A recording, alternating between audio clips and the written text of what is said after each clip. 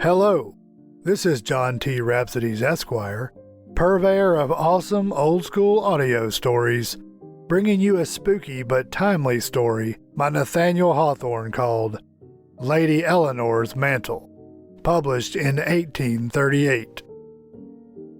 Hawthorne walked the earth from 1804 to 1864, mostly in New England. Today's story is set in the Massachusetts Bay Colony in and around 1721. One of the core features of this story is an embroidered mantle, or cape, similar to that in the photo featured in this video.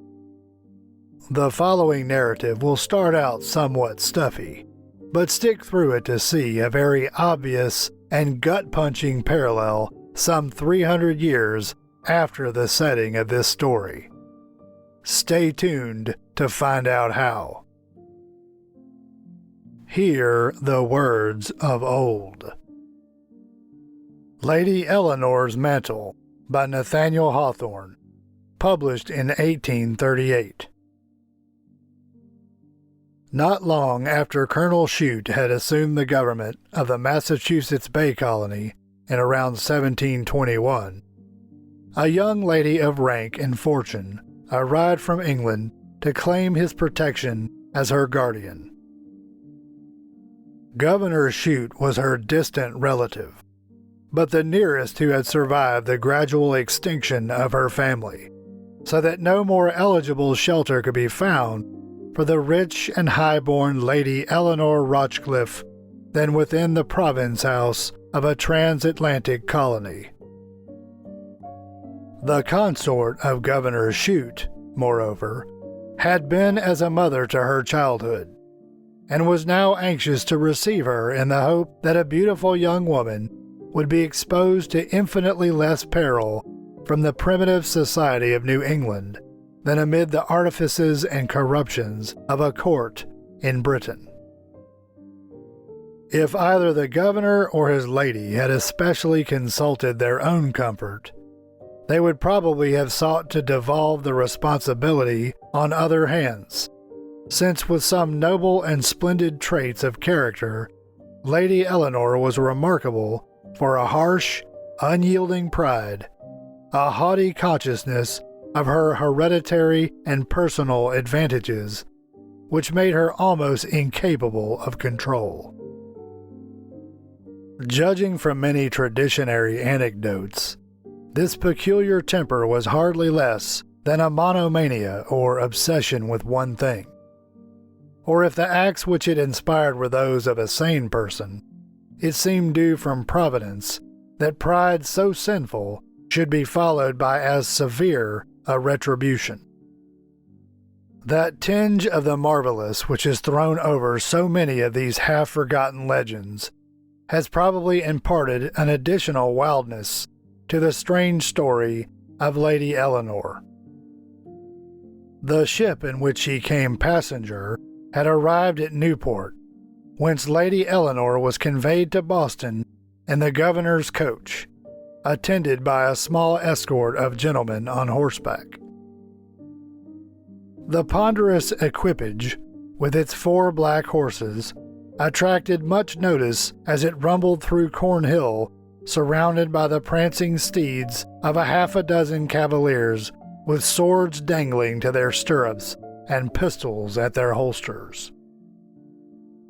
Through the large glass windows of the coach, as it rolled along, the people could discern the figure of Lady Eleanore, strangely combining an almost queenly stateliness with the grace and beauty of a maiden in her teens. A singular tale had gone abroad among the ladies of the province, that their fair rival was indebted for much of the irresistible charm of her appearance to a certain article of dress, an embroidered mantle similar to a cape, which had been wrought by the most skillful artists in London, and possessed even magical properties of adornment. On the present occasion, however, she owed nothing to the witchery of dress, being clad in a riding habit of velvet which would have appeared stiff and ungraceful on any other form. The coachman reined in his 4 black steeds, and the whole cavalcade came to a pause in front of the contorted iron balustrade that fenced the province house from the public street. It was an awkward coincidence that the bell of the Old South Church in Boston was just then tolling for a funeral, so that, instead of a gladsome peal with which it was customary to announce the arrival of distinguished strangers, Lady Eleanore Rochcliffe was ushered by a doleful clang, as if calamity had come embodied in her beautiful person. "A very great disrespect," exclaimed Captain Langford, an English officer who had recently brought dispatches to Governor Shute. "The funeral should have been deferred lest Lady Eleanor's spirits be affected by such a dismal welcome." "With your pardon, sir," replied Dr. Clark, a physician and a famous champion of the popular party, "whatever the heralds may pretend, a dead beggar must have precedence of a living queen. King Death confers high privileges." These remarks were interchanged while the speakers waited for a passage through the crowd which had gathered on each side of the gateway, leaving an open avenue to the portal of the province house. A black slave in livery now leaped from behind the coach and threw open the door, while at the same moment Governor Shute descended the flight of steps from his mansion to assist Lady Eleanore in alighting. But the governor's stately approach was anticipated in a manner that excited general astonishment. A pale young man with his black hair all in disorder rushed from the throng and prostrated himself beside the coach, thus offering his person as a footstool for Lady Eleanore to tread upon. She held back for an instant, yet with an expression as if doubting whether the young man were worthy to bear the weight of her footstep, rather than dissatisfied to receive such awful reverence from a fellow mortal. "Get up, sir," said the governor, sternly, at the same time lifting his cane over the intruder. "What means the bedlamite by this freak?" "Nay," answered Lady Eleanore, playfully but with more scorn than pity in her tone. "Your Excellency shall not strike him. When men seek only to be trampled upon, it were a pity to deny them a favor so easily granted, and so well deserved." Then, though as lightly as a sunbeam on a cloud, she placed her foot upon the cowering form and extended her hand to meet that of the governor. There was a brief interval during which Lady Eleanore retained this attitude, and never, surely, was there an apter emblem of aristocracy and hereditary pride trampling on human sympathies and the kindred of nature than these two figures presented at that moment. Yet the spectators were so smitten with her beauty, and so essential did pride seem to the existence of such a creature, that they gave a simultaneous acclamation of applause. "Who is this insolent young fellow?" inquired Captain Langford, who still remained beside Dr. Clark. "If he be in his right senses, his impertinence demands the bastinado, or a beating with a cudgel.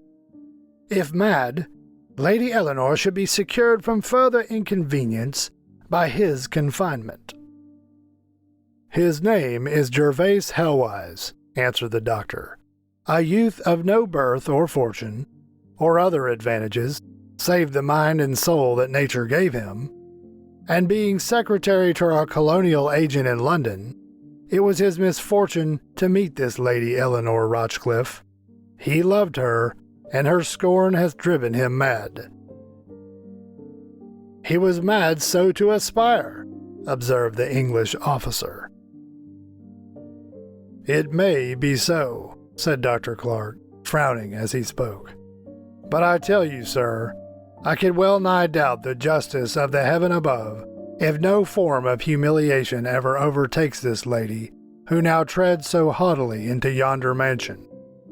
She seeks to place herself above the sympathies of our common nature, which envelops all human souls. See if that nature do not assert its claim over her in some way that shall bring her level with the lowest." "Never," cried Captain Langford, indignantly. "Neither in life nor when they lay her with her ancestors." Not many days afterward, the governor gave a ball in honor of Lady Eleanore. The principal gentry of the colony received invitations, which were distributed to their residences far and near by messengers on horseback bearing missives sealed with all the formality of official dispatches. In obedience to the summons, there was a general gathering of rank, wealth, and beauty, and the wide door of the province house had seldom given admittance to more numerous and honorable guests than on the evening of Lady Eleanor's ball. Without much extravagance of eulogy, the spectacle might even be termed splendid, for, according to the fashion of the times, the ladies shone in rich silks and satins, outspread over wide projecting hoops, and the gentlemen glittered in gold embroidery laid unsparingly upon the purple or scarlet or sky blue velvet, which was the material of their coats and waistcoats.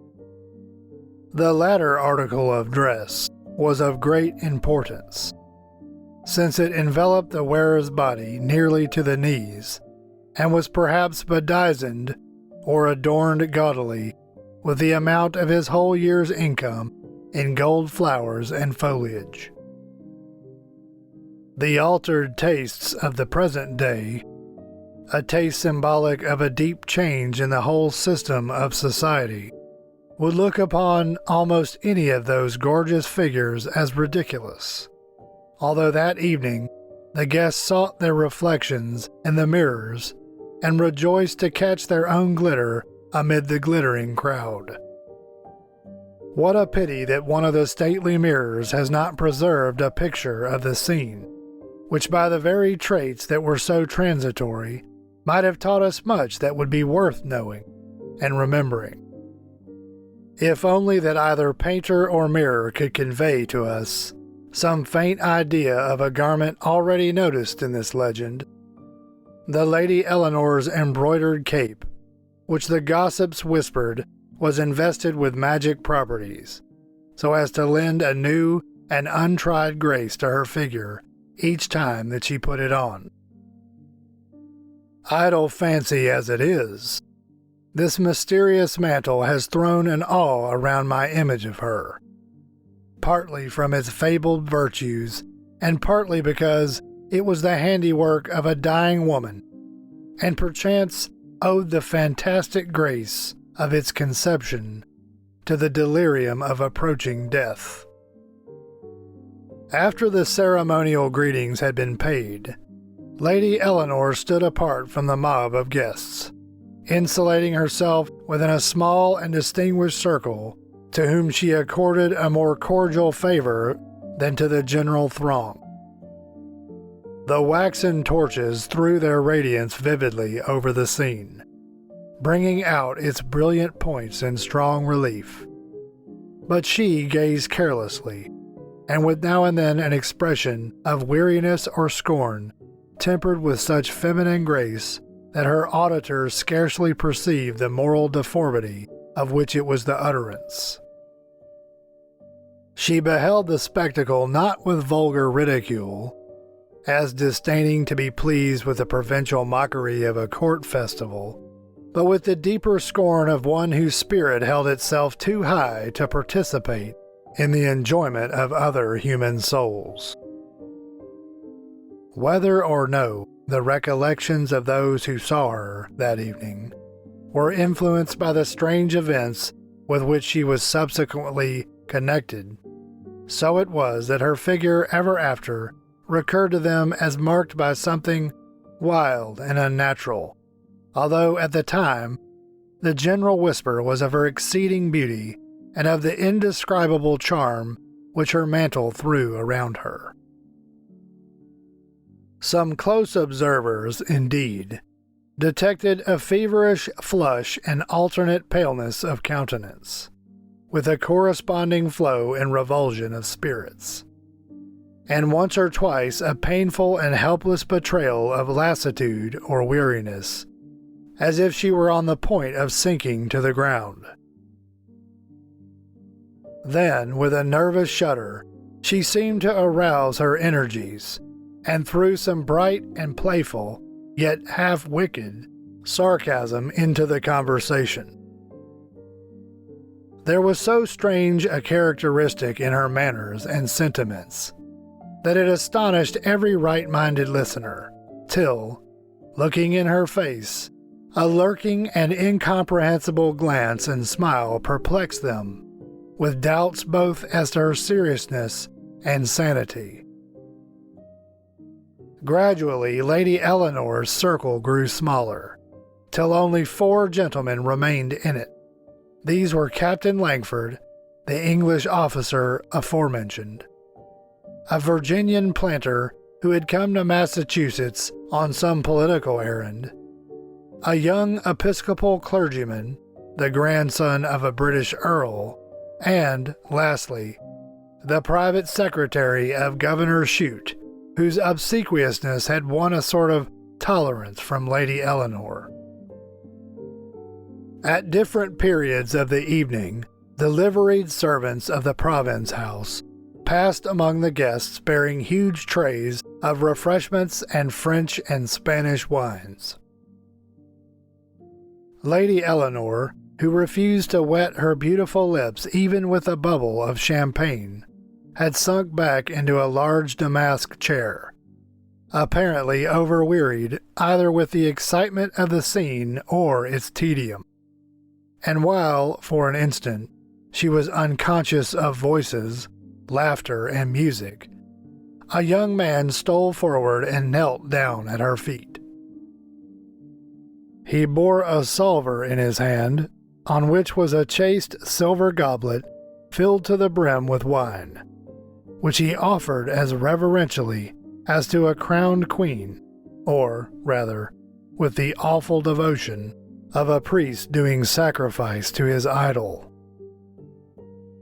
Conscious that someone touched her robe, Lady Eleanore started and unclosed her eyes upon the pale, wild features and disheveled hair of Gervase Helwise. "Why do you haunt me thus?" said she, in a languid tone, but with a kindlier feeling that she ordinarily permitted herself to express. "They tell me that I have done you harm." "Heaven knows if that be so," replied the young man solemnly. "But, Lady Eleanore, in requital of that harm, if such there be, and for your own earthly and heavenly welfare, I pray you to take one sip of this holy wine, and then to pass the goblet round among the guests. And this shall be a symbol that you have not sought to withdraw yourself from the chain of human sympathies, which whoso would shake off must keep company with fallen angels." "Where has this mad fellow stolen that sacramental vessel?" exclaimed the Episcopal clergyman. This question drew the notice of the guests to the silver cup, which was recognized as appertaining to the communion plate of the Old South Church, and, for aught that could be known, it was brimming over with the consecrated wine. "Perhaps it is poisoned," half-whispered the governor's secretary. "Pour it down the villain's throat," cried the Virginian, fiercely. "Turn him out of this house," cried Captain Langford, seizing Gervase Helwise so roughly by the shoulder that the sacramental cup was overturned and its contents sprinkled upon Lady Eleanor's mantle. "Whether knave, fool, or bedlamite, it is intolerable that the fellow should go at large." "Pray, gentlemen, do my poor admirer no harm," said Lady Eleanore, with a faint and weary smile. "Take him out of my sight, if such be your pleasure, for I can find in my heart to do nothing but laugh at him, whereas, in all decency and conscience, it would become me to weep for the mischief I have wrought." But while the bystanders were attempting to lead away the unfortunate young man, he broke from them, and with a wild, impassioned earnestness, offered a new and equally strange petition to Lady Eleanore.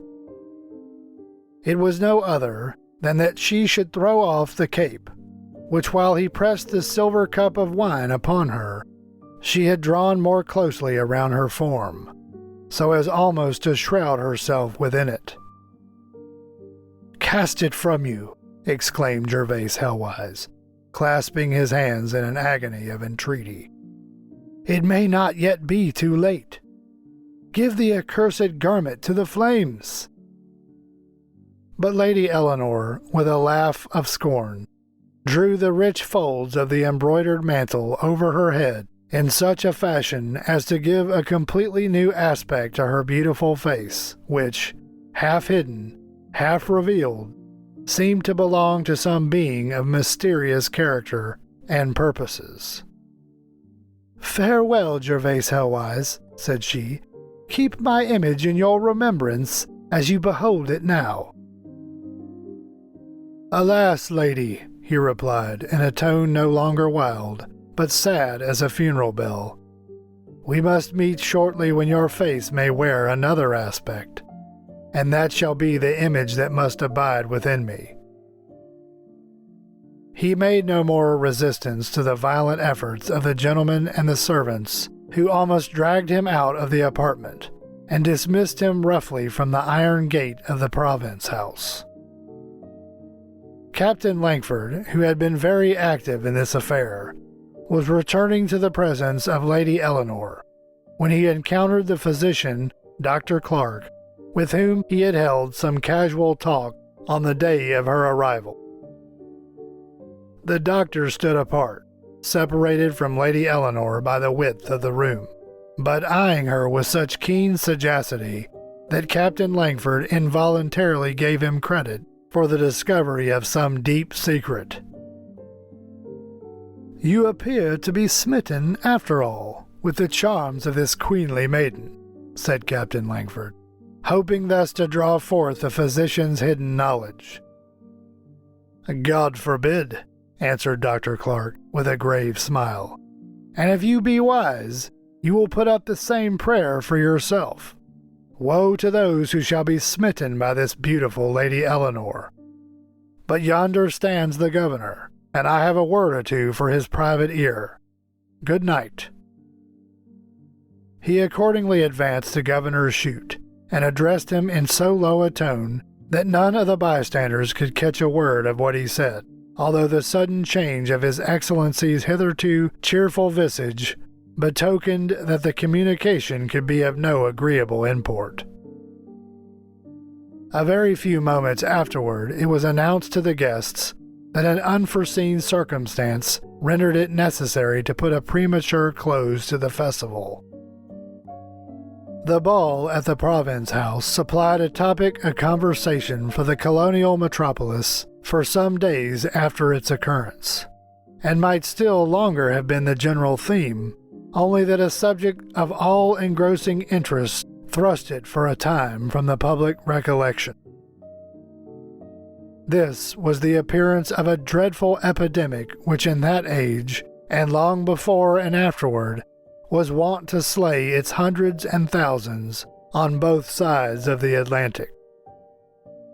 On the occasion of which we speak, it was distinguished by a peculiar virulence, insomuch that it has left its traces, its pit marks, to use the appropriate figure, on the history of the country, the affairs of which were thrown into confusion by its ravages. At first, unlike its ordinary course, the disease seemed to confine itself to the higher circles of society, selecting its victims from among the proud, the well-born, and the wealthy, entering unabashed into stately chambers and lying down with the slumberers in silken beds. Some of the most distinguished guests of the Province House, even those whom the haughty Lady Eleanore had deemed not unworthy of her favor, were stricken by this fatal scourge. It was noticed with an ungenerous bitterness of feeling that the four gentlemen, the Virginian, the British officer, the young clergyman, and the governor's secretary, who had been her most devoted attendants on the evening of the ball, were the foremost on whom the plague stroke fell. But the disease, pursuing its onward progress, soon ceased to be exclusively a prerogative of aristocracy. Its red brand was no longer conferred like a noble star or an order of knighthood. It threaded its way through the narrow and crooked streets and entered the low, mean, darksome dwellings and laid its hand of death upon the artisans and laboring classes of the town.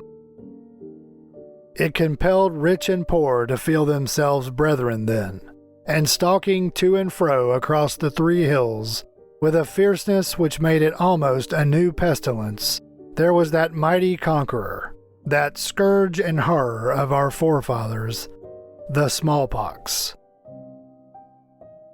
We cannot estimate the affright which this plague inspired of yore by contemplating it as the fangless monster of the present day.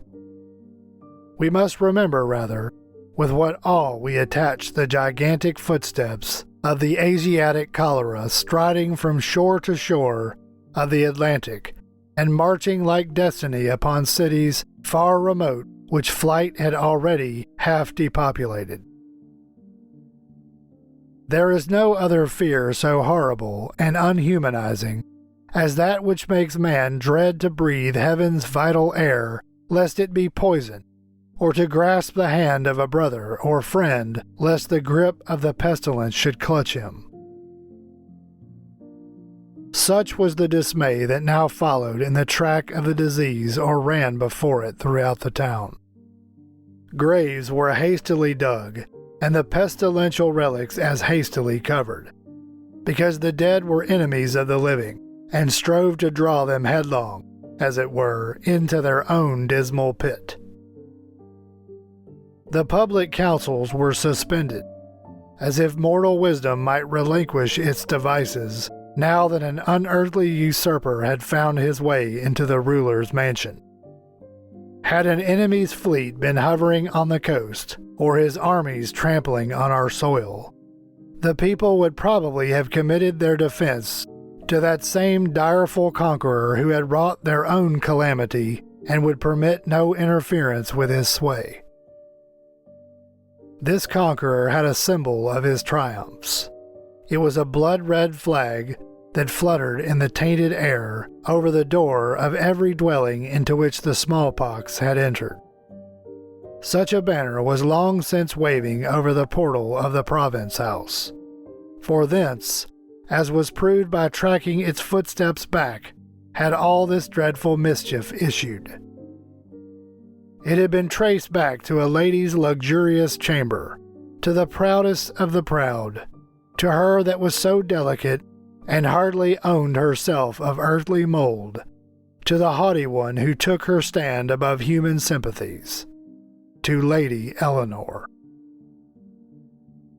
There remained no room for doubt that the contagion had lurked in that gorgeous mantle which threw so strange a grace around her at the festival.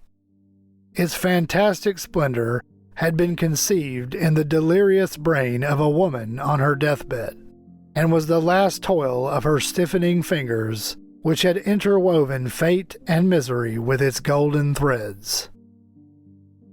This dark tale, whispered at first, was now bruited far and wide.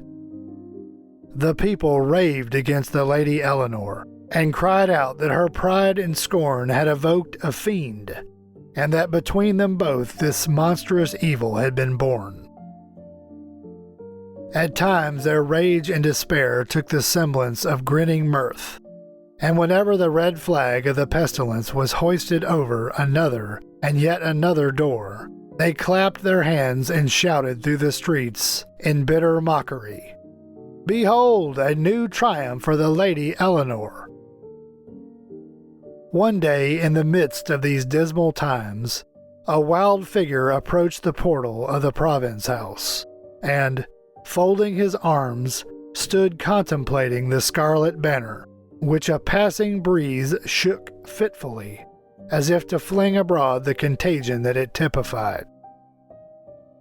At length, climbing one of the pillars by means of the iron balustrade, he took down the flag, and entered the mansion waving it above his head. At the foot of the staircase, he met the governor, booted and spurred, with his cloak drawn around him, evidently on the point of setting forth upon a journey. "Wretched lunatic, what do you seek here?" exclaimed Shute, extending his cane to guard himself from contact. "There is nothing here but death. Back, or you will meet him." "Death will not touch me, the banner-bearer of the pestilence," cried Gervase Helwise, shaking the red flag aloft. "Death and the pestilence, who wears the aspect of the Lady Eleanore, will walk through the streets tonight, and I must march before them with this banner." "Why do I waste words on the fellow?" muttered the governor, drawing his cloak across his mouth. "What matters his miserable life, when none of us are sure of 12 hours' breath? On, you fool, to your own destruction." The governor made way for Gervase Helwise, who immediately ascended the staircase, but on the first landing place was arrested by the firm grasp of a hand upon his shoulder. Looking fiercely up with a madman's impulse to struggle with and rend asunder his opponent, he found himself powerless beneath a calm, stern eye which possessed the mysterious property of quelling frenzy at its height. The person whom he had now encountered was the physician, Dr. Clark, the duties of whose sad profession had led him to the province house, where he was an infrequent guest in more prosperous times. "Young man, what is your purpose?" demanded Dr. Clark. "I seek the Lady Eleanore," answered Gervase Helwise submissively. "All have fled from her," said the physician. "Why do you seek her now? I tell you, youth, her nurse fell death-stricken on the threshold of that fatal chamber. Know ye not that never came such a curse to our shores as this lovely Lady Eleanore, that her breath has filled the air with poison, that she has shaken pestilence and death upon the land from the folds of her accursed mantle?" "Let me look upon her," rejoined the mad youth, more wildly. "Let me behold her in her awful beauty, clad in the regal garments of the pestilence. She and death sit on a throne together. Let me kneel down before them." "Poor youth," said Dr. Clark, and moved by a deep sense of human weakness, a smile of caustic humor curled his lip even then. "Wilt thou still worship the destroyer and surround her image with fantasies the more magnificent the more evil she has wrought? Thus man doth ever to his tyrants. Approach then. Madness, as I have noted, has that good efficacy that it will guard you from contagion, and perhaps its own cure may be found in yonder chamber." Ascending another flight of stairs, he threw open a door and signed to Gervase Helwise that he should enter. The poor lunatic, it seems probable, had cherished a delusion that his haughty mistress sat in state, unharmed herself by the pestilential influence which as by enchantment she scattered round about her. He dreamed, no doubt, that her beauty was not dimmed, but brightened into superhuman splendor. With such anticipations, he stole reverentially to the door at which the physician stood, but paused upon the threshold, gazing fearfully into the gloom of the darkened chamber. "Where is the Lady Eleanore?" whispered he. "Call her," replied the physician. "Lady Eleanore, Princess, Queen of Death," cried Gervase Helwise, advancing 3 steps into the chamber. "She is not here. There, on yonder table, I behold the sparkle of a diamond which once she wore upon her bosom. There," and he shuddered, "there hangs her mantle, on which a dead woman embroidered a spell of dreadful potency. But where is the Lady Eleanore?" Something stirred within the silken curtains of a canopied bed, and a low moan was uttered, which, listening intently, Gervase Helwise began to distinguish as a woman's voice complaining dolefully of thirst. He fancied, even, that he recognized its tones. My throat is scorched," murmured the voice. "A drop of water." "What thing art thou?" said the brain-stricken youth, drawing near the bed and tearing asunder its curtains. "Whose voice hast thou stolen for thy murmurs and miserable petitions, as if Lady Eleanore could be conscious of mortal infirmity? Fie! Heap of diseased mortality, why lurkest thou in my lady's chamber?" "Oh, Gervase Helwise," said the voice, and as it spoke the figure contorted itself, struggling to hide its blasted face. "Look not now on the woman you once loved. The curse of heaven hath stricken me, because I would not call man my brother, nor woman sister. I wrapped myself in pride, as in a mantle, and scorned the sympathies of nature. And therefore has nature made this wretched body the medium of a dreadful sympathy. You are avenged. They are all avenged. Nature is avenged. For I am Eleanore Rochcliffe." The malice of his mental disease, the bitterness lurking at the bottom of his heart, mad as he was, for a blighted and ruined life, and love that had been paid with cruel scorn, awoke within the breast of Gervase Helwise. He shook his finger at the wretched girl, and the chamber echoed. The curtains of the bed were shaken with his outburst of insane merriment. "Another triumph for the Lady Eleanore," he cried. "All have been her victim. Who so worthy to be the final victim as herself?" Impelled by some new fantasy of his crazed intellect, he snatched the fatal mantle and rushed from the chamber and the house. That night a procession passed by torchlight through the streets, bearing in the midst the figure of a woman enveloped with a richly embroidered mantle, while in advance stalked Gervase Helwise, waving the red flag of the pestilence. Arriving opposite the province house, the mob burned the effigy, and a strong wind came and swept away the ashes. It was said that from that very hour the pestilence abated, as if its sway had some mysterious connection, from the first plague stroke to the last, with Lady Eleanor's mantle. A remarkable uncertainty broods over that unhappy lady's fate. There is a belief, however, that in a certain chamber of this mansion, a female form may sometimes be duskily discerned, shrinking into the darkest corner and muffling her face within an embroidered mantle.